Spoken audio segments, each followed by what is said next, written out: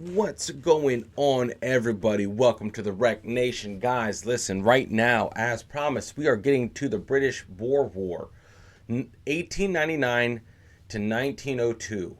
The first modern war. This is from the channel called The Great War. Okay? I'm going to go ahead and just subscribe to that.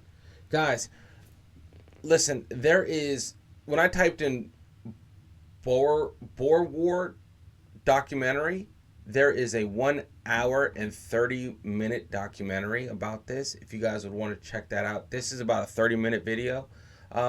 Just because I know there are different retellings of battles, of wars, especially on this channel. We're going to come into that a lot, different versions and what I should check out. So we're going to go ahead with this, but if this is something you guys really want to dive into on the channel, I will appease you all for that, because you can't have too much history. And so let's dive in. Let's check this out.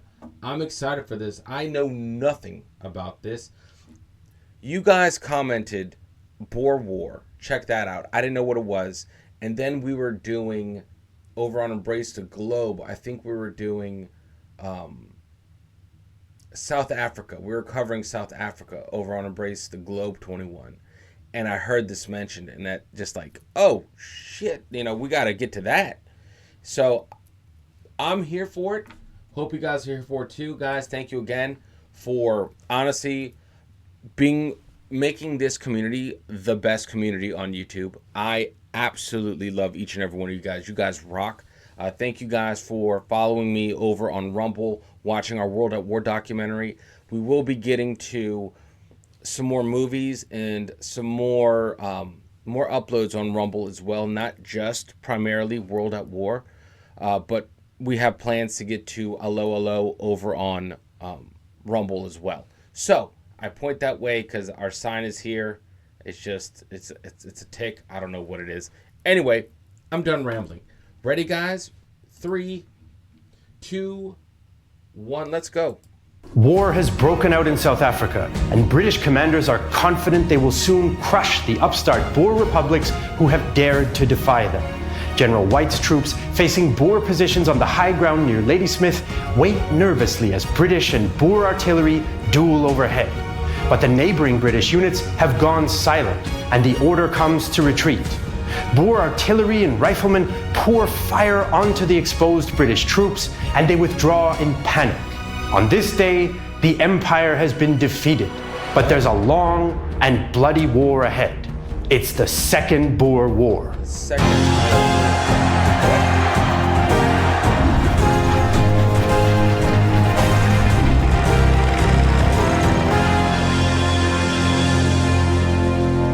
In the late 19th century, conflict was brewing in southern Africa. The Dutch had colonized the region from back in the mid-17th century, and the settlers arrived in what became the Cape Colony. They called themselves Afrikaners and spoke their own dialect of Dutch known as Afrikaans, but they were often simply known as Boers, the Dutch word for farmer. Most of these settlers farmed lands that they seized from the local native population, many of whom the Afrikaners then enslaved. In 1806, Britain captured Cape Town during the Napoleonic Wars and kept permanent control of the Cape Colony after 1815. But problems between the British administration and the Boer population soon emerged over language, cultural outlook, and legal systems. The tipping point came when Britain outlawed slavery in 1834. This enraged the Boers, who relied on slave labor to work their farms. Between 1835 and 1840, the Boers migrated out of British territory in what they called the Great Trek to find new, independent homelands in eastern South Africa. There they founded two new Boer republics, the Orange Free State and the South African Republic, or Transvaal. The new Boer states maintained some forms of slavery and expropriated their land from native Africans. But the British-Boer struggle continued. The British Empire slowly expanded its control of South Africa by taking over more native African territories, and by the 1840s it shared a border with the Boer republics. Frequent border skirmishes blew up into the First Boer War of 1880-1881. The Boers won the war and forced the British government to formally acknowledge Boer independence. And then came the Transvaal Gold Rush. Prospectors discovered enormous gold deposits between 1884 and 1886. Immigrants from all over the British Empire flooded to South Africa to seek their fortune, and the newfound mineral wealth of Transvaal drew the interest of British statesmen and businessmen. That was it, right? That was the old standard of oil. I'm like, hey, we found gold. Like, uh-oh, what's coming? It's almost like you don't. It's like you don't want to find gold at all. Like I have this mental picture of like the first person that wanted gold. I would go back in time and shoot that person just because like shit, you're about to cause a lot of bloodshed, bro. lots of bloodshed. But man, okay. So for gold, got it. I'm tracking. It tracks throughout history. Foremost among these was Cape Colony Prime Minister and mining magnate Cecil Rhodes, who led the campaign to bring the Boer republics under British rule to secure their natural resources for the empire. But his scheme to overthrow the Boer governments using a force of mercenaries in the Jameson Raid of 1895 ended in fiasco and alerted the Boers to the threat of British annexation. Despite the failure of the Jameson Raid, Britain relentlessly pressured the Boer republics to make territorial and legal concessions. By 1899, British troops were massing in their colony of Natal, and the Boers feared an invasion was imminent. So rather than await the inevitable, the Boers decided to strike first, and on October 11, 1899, the Second Boer War began. So the Boers' desire for independence and British imperial expansion had come to a head with the outbreak of war in 1899. So let's take a look at the fighting forces that each side brought to the battlefield. Interesting. The Boers did not possess a standing army and instead relied on a militia system. In times of war, the government would muster all able-bodied men between the ages of 16 and 60. Citizens were expected to arrive with their own rifle and horse, but the government also bought and distributed thousands of German Mauser rifles at the start of the war. The Boers had no formal military training, but they were formidable fighters noted for their excellent marksmanship. In peacetime, Boer citizens developed their skill by hunting game and through target shooting competitions, a practice noted by American journalist Howard Hillegas. Target shooting was the chief amusement in Transvaal. Demand for rifle ammunition was constant, and firing at marks may almost be said to have taken the place occupied by billiards in Europe. Okay. Every Boer fighter was a mounted rifleman. They could move quickly and seize key terrain before dismounting and delivering a hail of accurate rifle fire. Decades later, Winston Churchill named Britain's special forces after the Afrikaner word for military unit, commando. The riflemen were backed by a small professional artillery branch, which deployed a mixture of modern French and German guns, including 4 155mm Creusot guns, which the British nicknamed Long Tom. The Boers were motivated, well-armed, and determined to defend their independence. They had about 60,000 men available to fight, but their weakness was their ability to sustain a long war. The Boers relied on military imports from Europe. Their small population meant that they could not afford a war of attrition, and they feared an African uprising or attack from the Zulu kingdom. They had to strike fast and win a clear victory. The British Army was immensely experienced in colonial warfare, and with 250,000 troops, it could field more men than the Afrikaners. One of them, in fact, would be my great-grandfather. Wow. The Second Boer War would be the 226th out of 230 wars fought during the reign of Queen Victoria. The British won nearly all these conflicts thanks to the Army's advantages in discipline and technology, and tactics based on close formations and crushing fire. But the army had very little experience of facing modern firepower, since the colonial enemies it had defeated fielded little more than a handful of second-hand rifles. Imperial troops would face an unpleasant surprise under Boer rifle and artillery fire. Still, the British Army in South Africa was confident and seemed to have forgotten its defeat at the hands of the Boers in 1880-81. British military thinkers reckoned victory would be swift and decisive against a fragile Boer force lacking in discipline. Native black Africans also played a role in the war. Officially, both sides declared that the conflict was a, quote, white man's war, and that the neutrality of black Africans would be respected. In reality, black Africans performed a variety of roles for both belligerents. The Boers used African forced labor to provide transport and dig trenches, while the British hired thousands of Africans for logistic work, as well as native scouts and trackers, some of whom fought in uniform. The Boer militias and the British Army were set to clash, and when war broke out in October 1899, the Boers tried to make the most of their window of opportunity. At the start of the So that was it. So the Boers, instead of waiting for the enemy to amass its troops, they just struck first. You know, that's kind of like, I feel like in history, that's been a downfall of many either a general or commander, is they wait, right? Granted, how many have also lost key battles because they were too hasty? You know, but at the same time, you know, you can't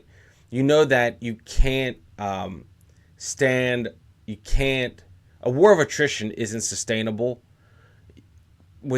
so you really are forced to only have one option, which is strike first and strike hard, and it seems like that's what they did. I mean, the first modern war, that's where it's coming, that's where I'm getting it now. So the empire really hasn't had any sort of skirmish that used equal to superior weaponry yet. This is the first one where they're going in where their weapons are neck and neck. It's not like, well, they got this weapons and these guys have spears, bows, and arrows. Like, okay, so I'm hearing what he's doing a pretty good job so far of telling this story. So British Army were set to clash, and when war broke out in October 1899, the Boers tried to make the most of their window of opportunity. At the start of the war, the Boers outnumbered British forces in South Africa 40,000 to 20,000. Since the British were sure to send reinforcements, the Boer plan emphasized speed and aggression. They would sweep into South Africa and crush the British garrisons before fresh troops arrived from the United Kingdom.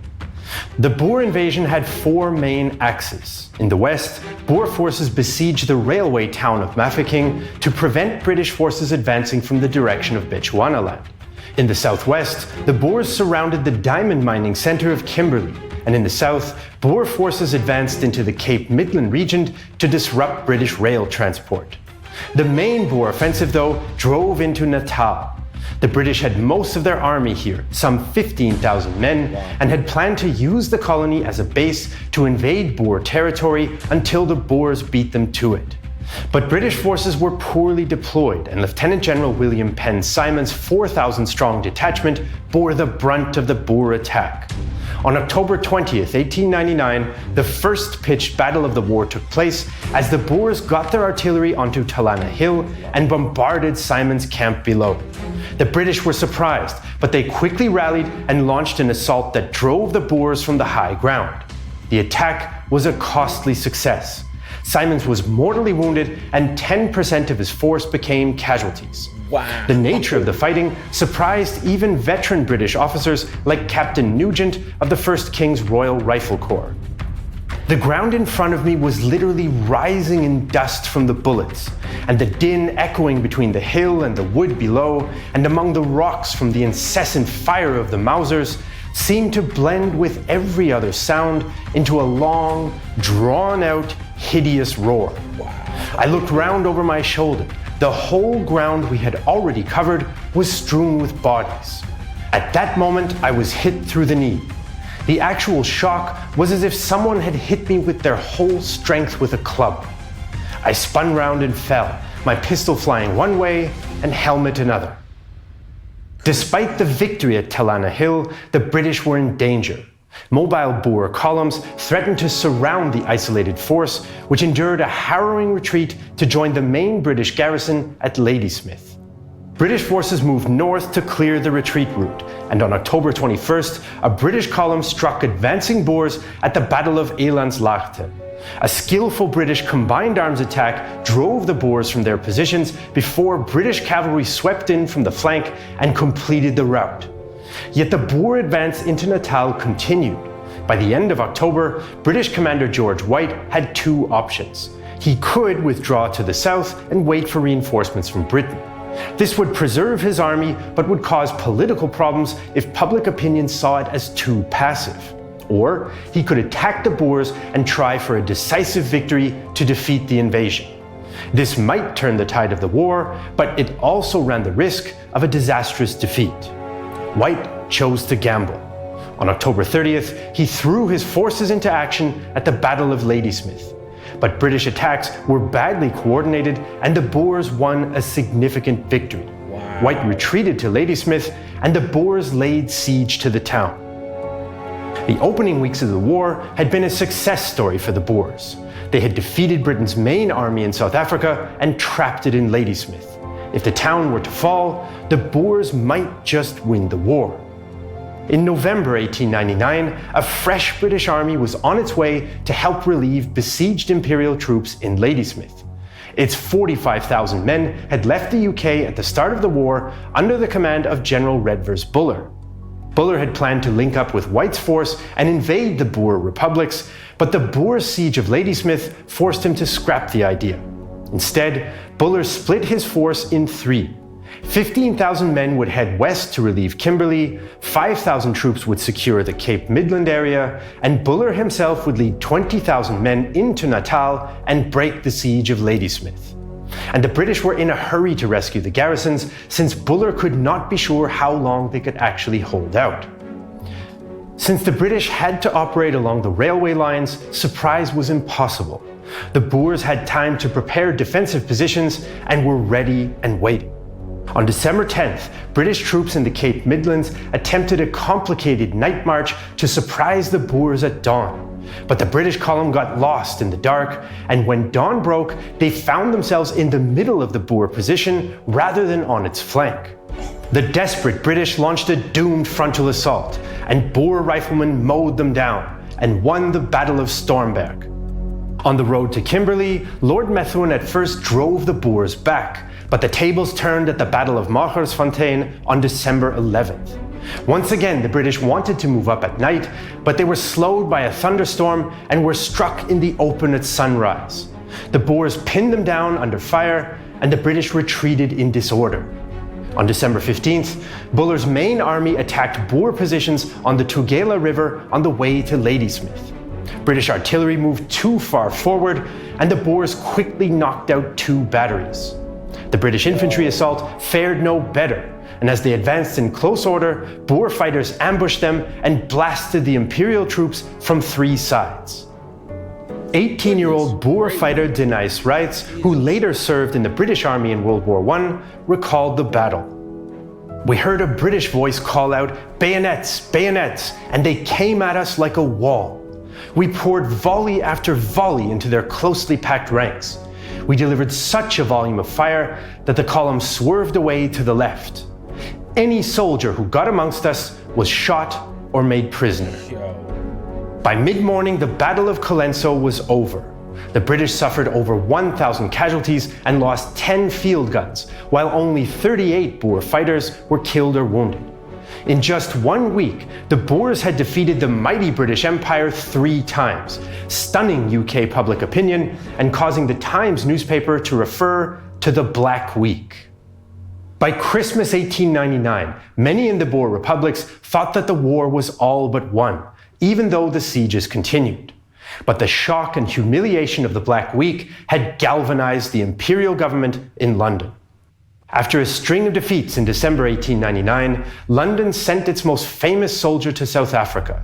Lord Roberts arrived in January 1900, along with tens of thousands of reinforcements from all over the empire, including Canada, New Zealand, Australia, and a certain Mohandas Gandhi, who served with the Indian Ambulance Corps at the Battle of Spion Kop.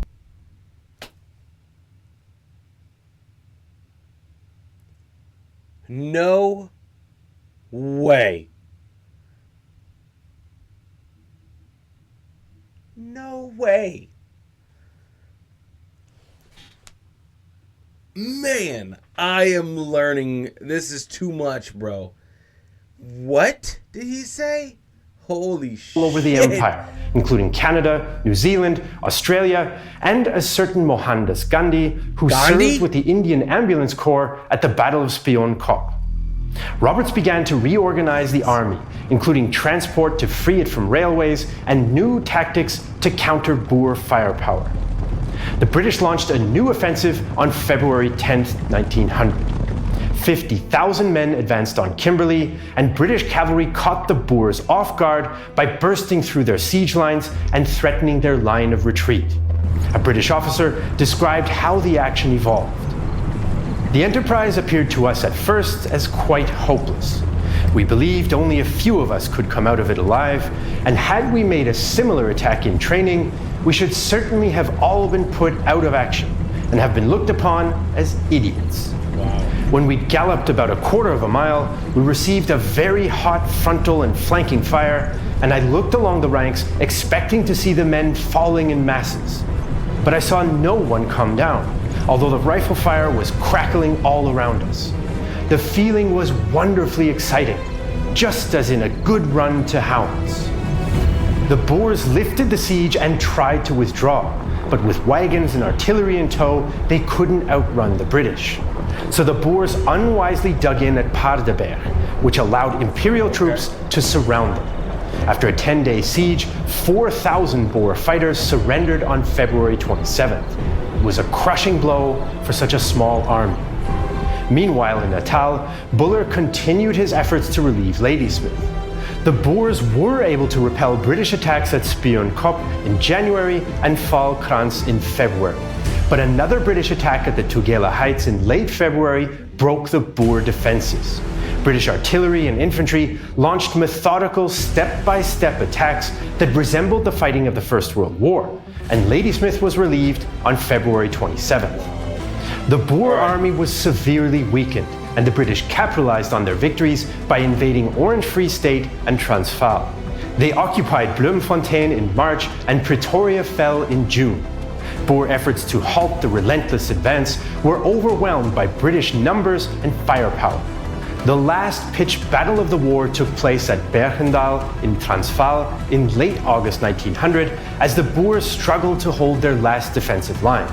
After several days of fierce fighting, the British cleared the position, and it seemed that the war was over. Wow. By September 1900, the British had occupied the Boer republics and scattered their armies. Lord Roberts proclaimed that the war had been won and returned home to England as a conquering hero. Wow. But the Boers refused to give in and unleashed a guerrilla war. In early 1900, the situation for the Boers was rapidly changing. Some Boer commanders, in particular Christian de Wet, argued that the Boers should adopt guerrilla war against Britain's numerical advantage. There had already been successful Boer ambushes, like the attack on an armoured train carrying war correspondent Winston Churchill, who made an observation that would play a crucial role in the next phase of the war. Nothing looks more formidable and impressive than an armoured train, but nothing is in fact more vulnerable and helpless. It was only necessary to blow up a bridge or culvert to leave the monster stranded, far from home and help, at the mercy of the enemy. De Wet put his ideas into practice with a spectacular guerrilla attack at Sanna's Post on March 31st, 1900. His commandos ambushed an unsuspecting British column, inflicting over 500 casualties and capturing 7 artillery pieces for the loss of just 8 men. De Wet would continue his guerrilla campaign with great success in 1900, ambushing isolated British columns and destroying the railway on which the British relied for supplies. Taking advantage of Boer mobility and knowledge of the terrain, De Wet could emerge from the countryside to strike without warning, and easily eluded British attempts to pursue his commandos. Following the defeat at the Battle of Bergendal in August, the remaining Boer commanders decided that conventional warfare was futile and also turned to guerrilla war instead. The Boer campaign began in earnest from October under the overall leadership of Louis Botha.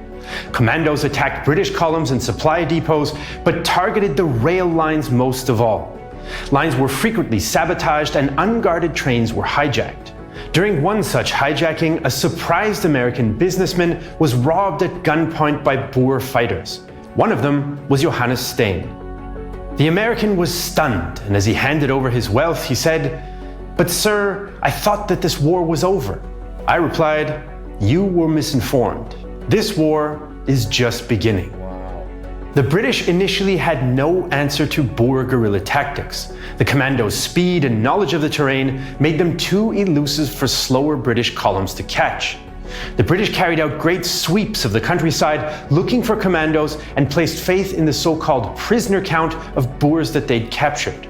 In reality, most of the prisoners were just farmers or drifters seized by a passing British column rather than actual Boer fighters.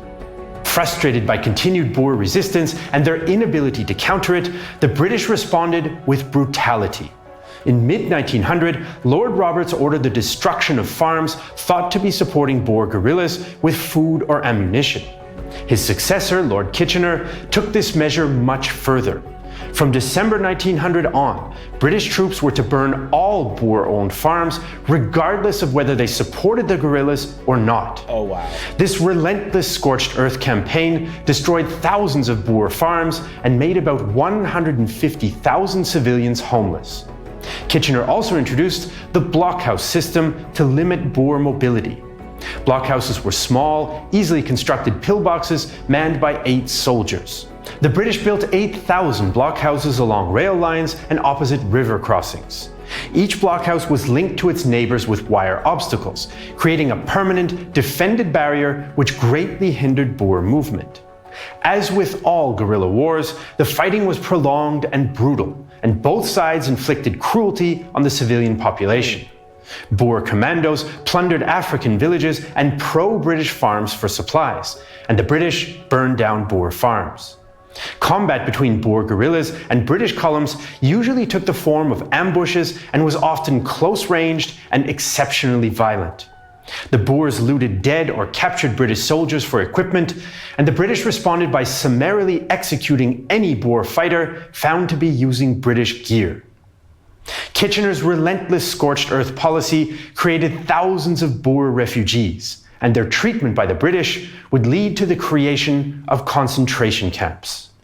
The British had first considered a refugee camp system for displaced Boers in May 1900 and set up several ad hoc camps. Kitchener made the system official in December 1900 as his scorched earth policy created thousands of additional refugees. And the concentration camp system was born.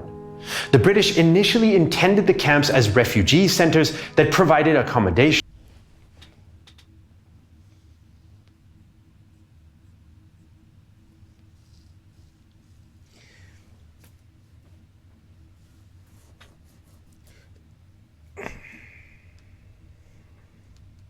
of additional refugees, and the concentration camp system was born. So, the groundwork, foundation for the idea behind concentration camps. So refugee camps and concentration camps. What was the what's the, oh man, guys, in this context, specifically in this context of this video, right? What was the difference between the refugee camps and the concentration camps? And the British laid the groundwork for what the concept, the idea, the implementation of concentration camps. This is what I'm trying to piece together right here, right now. The British initially intended the camps as refugee centers that provided accommodation, food, and medical care, but problems with the system soon emerged. The camps were short of staff since the army argued that they were a civilian issue and refused to provide officers, while civilian authorities felt that they were a low priority and struggled to find suitable administrative and medical personnel. As a result, many of the camps were badly organized, under-resourced, and poorly run.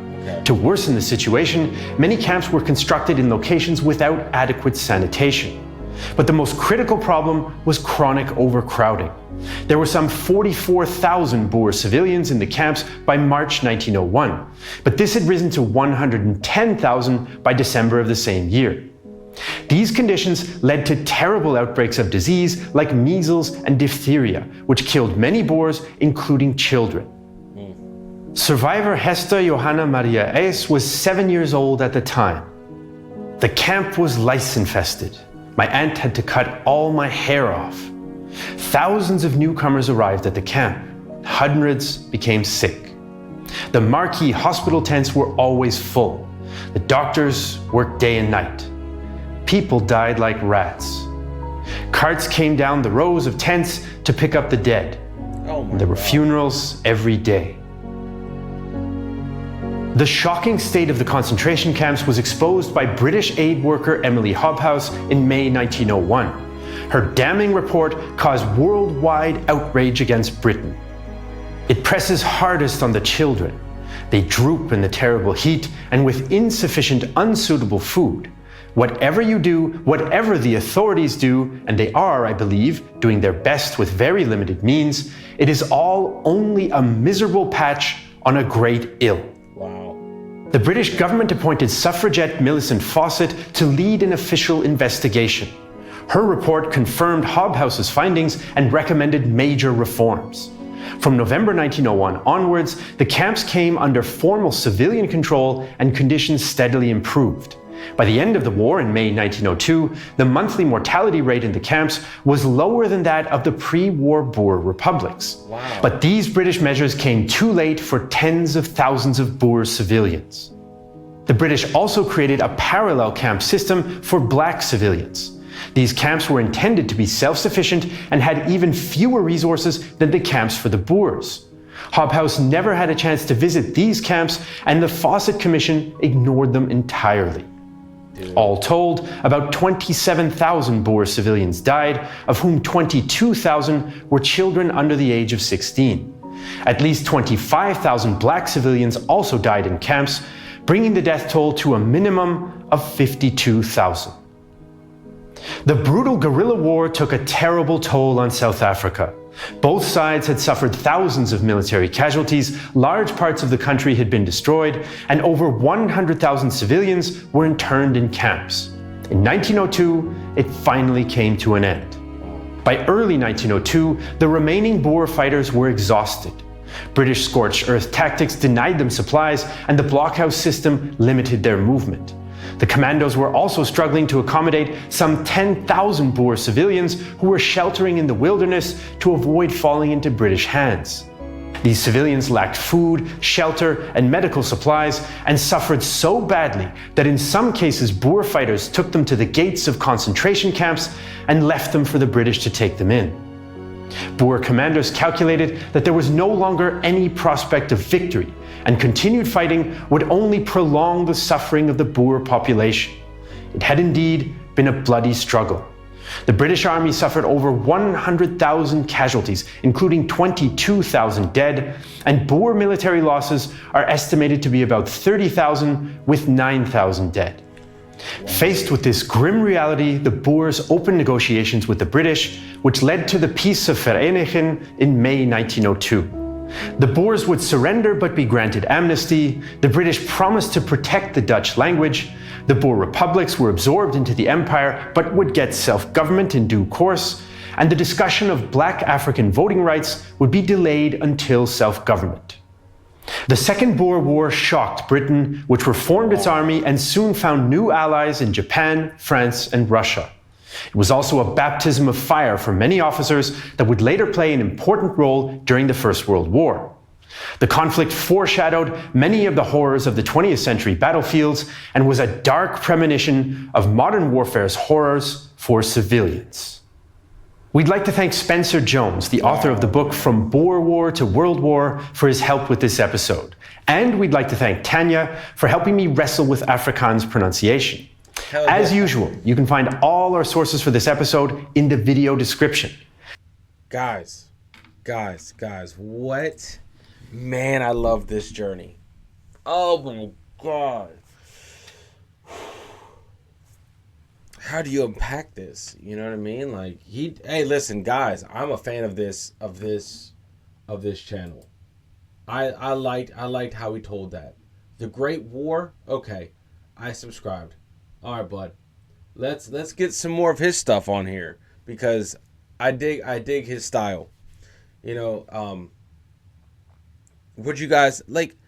This was it dropped. So this dropped us in at the Second Boer War. I feel like, do we need to?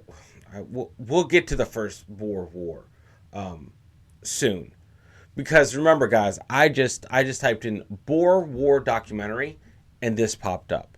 So maybe the longer documentary, the full documentary, might get to the first and second, and I'm there for it if you guys are. Let me know what you guys think about this. If you guys even knew about this, if this was taught to you. I was never taught this, ever. I never knew anything about this, which, I mean, doesn't say a lot. I mean, guys, it's kind of obvious. In history, we cover like medieval stuff. We cover American history, obviously, and American government is like a whole year of high schooling of history, but we don't really touch too much of other countries' wars, if that makes. And I guess that I get that, I understand that, but it does a massive disservice to everyone from these countries. Like, let's say America history is just about America, just zoomed in, right? Nothing else on the periphery exists, or is maybe not, or maybe glanced over, not really touched on, right? And maybe that's the same in most countries. I don't know. I can't speak for other countries. But guys, let me know. I'm here for this. I need to know about the stuff that not a lot of people, at least around me, know about. I've never heard of the Boer War. Now I have. Now I'm at least that much. I can hold that much more of a conversation about this subject than I could have an hour ago. And I'm here for it, guys. Let me know, guys. Let me know. Listen, I know that this channel is a reaction type channel, right? I get that. But it's also, hopefully, we're learning things as we go. You know, for the majority of it. You know, it's not like this is a good journey to be on. If you don't know about these obscure things from history, this is important. The stuff that we cover, I want to say, is important. And it's a journey for me, and I'm learning. And this is the best part of life, is just learning. The more you know, the more you know. So anyway, guys, much love. Thank you for rocking with me. Thank you for rocking with the channel. You guys are literally the best community on YouTube. All right. Thank you guys for following me on Rumble. Guys, we're going to be having our military movies dropping, I feel like, sooner than later over there, as well as we're getting to a series called Allo Allo over on Rumble too. We will get to that soon. Let's get to some movies first, and then we'll go get into the TV series.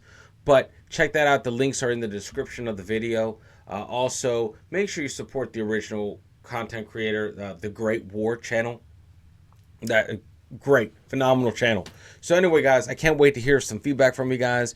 You guys are legends. Make sure you unplug and do something legendary. And I will see you all in the next video. Later, guys.